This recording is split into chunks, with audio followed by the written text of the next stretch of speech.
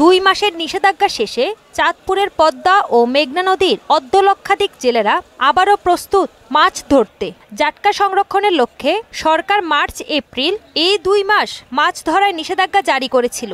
ইতিমধ্যে জেলেরা তাদের নৌকা ও জাল মেরামত করে প্রস্তুত রেখেছেন। নিষেধাজ্ঞা চলাকালে নিবন্ধিত প্রায় 40,000 জেলেকে খাদ্য সহায়তা হিসেবে 40 কেজি করে চাল প্রদান করা হলেও তারা এই সহায়তাকে অপ্রতুল্য বলে উল্লেখ করেছেন। নৌ পুলিশের প্রতি কিছু অভিযোগ থাকলেও 2 মাস পর মাছ ধরতে যাবে তাই খুশি জেলেরা। আমরা অনেক নদীতে নামবো, ওই যে জালের কাজ টাজ করতেছি, যে আমরা ঋণগ্রস্ত হয়েছি, আমরা নদীতে জাল মল নৌকা দোয়ান সব ঠিক করতেছি, কিস্তিতে টাকা উড়া পয়সা উড়া। সরকারি যে চাল দেয়, আমরা মানুষ হলাম 12-13 জন একটা ফ্যামিলির ভিতরে, চাল দেয় 30 কেজি, এই চাউলে আমাকে সংসার চলে না। অভিযানে 120টি মামলা সহ 3,19,000 টাকা জরিমানা করা হয়েছে।